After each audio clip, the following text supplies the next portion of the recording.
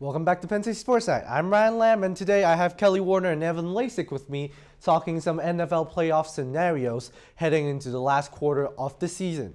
First off, we have the shoe-ins here. We got the Ravens, the Chiefs in the AFC, and then the Saints in the NFC, either clinching playoff berths or division titles. So we're not going to spend a lot of time with them because we have some races to go through here. Let's start with the AFC. We got the AFC East, which is surprisingly close, and the AFC South, which is like perennial, like 10-6 kind of leadership. So what do you guys think of those teams? And of course, the Steelers coming in hot as well. All right, so to start in the AFC East, for the first time in probably nearly a decade, Tom Brady's finally got some competition over there. The Bills have showed out. People have said they haven't looked like a good team. They beat the Cowboys on Thanksgiving single-handedly. Very good football team so far. They lost to the Ravens, but who hasn't lost to the Ravens, honestly? So the Bills are making a fight over there in the AFC for the first time in a long time. Tom Brady's not having his walk in the park like usual. I'd really like to see this season finish out strong. I'm saying the Bills are still going to make the playoffs.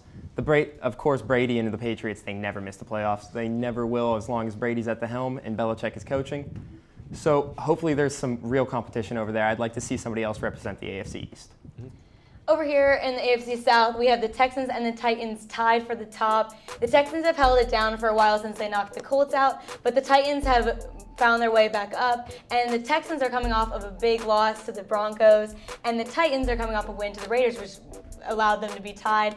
And the unfortunate thing here is if the Texans win the division and the Titans are there, the Steelers have the tiebreaker because of wins over common teams. Because once you get in that wild card hunt, it's tons of details there.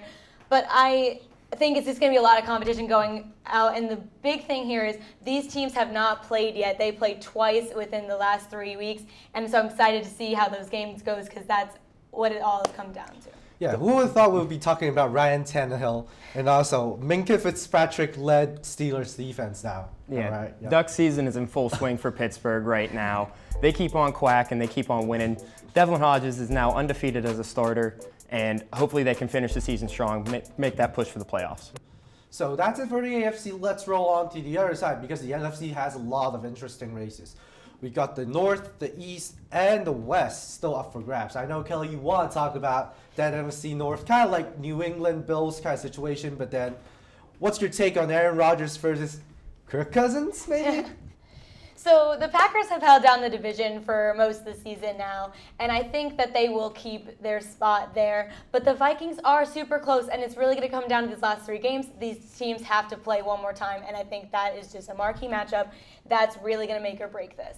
And like you said, Aaron Rodgers is, of course, a seasoned guy, but we've seen that the Packers have taken a little bit of a hit. Like, they've won, but they didn't look that great against the Redskins, and all these teams, minus those, are very competitive teams. And so it's going to be tough, but I think both of these teams will make it, but one is going to be wild card and one is going to be the division leader. So as much as we don't want to talk about it, NFC East, Evan, it's your time. You have to talk about it because it's just so bad that you can really laugh about it. That there's that possibility for a 7-9 team to represent the NFC East in the playoffs. Oh. It's not pretty because even if they're going to play teams like the 11-2 49ers or the Seahawks, and yeah, they're not going to be 11-2 at that time, but they'll be better. But still, the fact that you're not going to be above 500, there's no above 500 team in the NFC East, meaning the Redskins were only eliminated this past week from playoff contention. The Redskins at all teams. The Eagles look lost. The Cowboys are always lost. You have all this talent on both teams, but you can't do anything about it. It's really not going to be the best situation because I feel no matter what, they're going to get steamrolled in the wild card. Mm-hmm. So finally, the marquee, like we saved the best for last, the marquee matchup here. NFC West, of course, San Francisco and Seattle. And are we going to see 3 teams in the playoffs? Because the Rams are closing in with an 8-5 record, and Jared Goff starting to look a little bit better, less shaky. Also, Gurley putting in good performances as well. You said it best. It's the marquee matchup. This is the big talk of the entire playoff talk right now. Both of these teams will definitely be in the playoffs.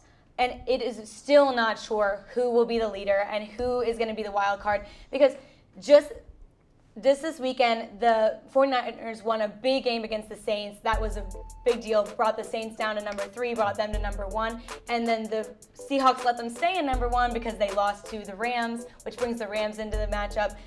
It's a lot of competition here. I think the Rams are in a tough spot because not only are they competing with the ones in their division, they have the Vikings over here. And I just think it's going to be tough for them to get in the playoffs, but anything can happen. All right, so now it's your time. It's your takes. Kelly, you get to go first. What are your playoff teams and how are they going to go? How are you figuring them out right now? Okay, so over here in the AFC, I have the Ravens keeping their number 1 spot all the way through. And then I have the Patriots coming in number 2. They win the division. It's just, like, do I even need to explain? It's the Patriots. And the Chiefs take number 3. I think they end up with a better record than the Texans. And that's where they get to keep their spot. And then the Texans take the spot over the Titans. And then the Titans miss the playoffs because I think the Steelers come in and have a better record at the end after the Titans lose to the Texans. And the Bills, like I said, I think the Bills have been a shoo-in for the wild card all the way through. And I feel very good about that. Yep. The NFC was a little more difficult, but I went with a little different. I think the Seahawks take the AFC West and take the top spot, pushing the Niners down at number 5, and the Niners will come and visit Philly and the losing record Eagles, who I think take it over the Cowboys. The Cowboys haven't beaten a winning team all season, which I can't say more about the Eagles, but I just feel better about them going through their record. The end of their season is a little easier. And the Vikings take number 6 after the Packers win the division and take number 2, and the Saints stay there at number 3 where they are now. All right, so Evan, do you have any differences from Kelly's picks? Now, I believe we have the same identical AFC, except the Patriots are number 1 for me. Very surprising. I think the Ravens will drop a couple along their way. I think, as you saw, the Bills handled Lamar a little bit better, but right now I have the Patriots at number 1. The Ravens, arguably the best team. Like I said, they're going to drop a few. Chiefs are somehow creeping their way back into it. They're staying right in there. The Texans, they're in the same division as the Titans and the Colts. I've had the Colts really high before, but the Colts just started dropping a lot of games. The Texans were able to skyrocket past them. The Titans were. Steelers are going to creep into my number 5. They're going to beat the Bills in this upcoming game and then take over their spot. The Bills play a very tough schedule for the rest of the way, so I'm going to give the Steelers 5. Bills are playing 6.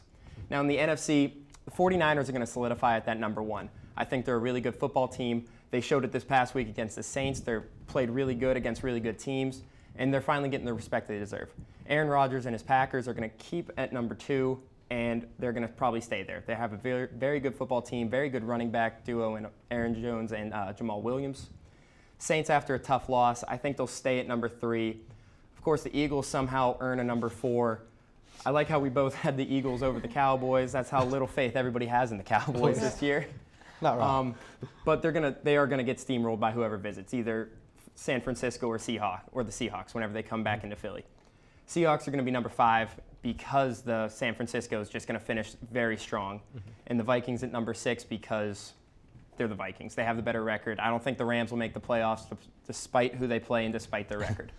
All right, so after all the picks, you guys have a few games that fans have to keep an eye on with the playoff race. So these are the games. Yes. Let's go. These are the games that are going to make or break the rest of the season. You could also throw in the Packers-Vikings, but they've already played, so we're going to hold them back a bit. But so the Patriots and the Bills, this is for the division, for all the marbles. I think everyone's probably going to put their money on the Patriots, but we will see. There's very much opportunity because the Patriots are looking a little bad. The Titans-Texans, these teams play twice, and that is such a big deal because it's all about who owns the division here. And then you want to talk about the NFC teams? Oh, yeah, of course. So the Eagles and the Cowboys, of course, we're going to talk about this again.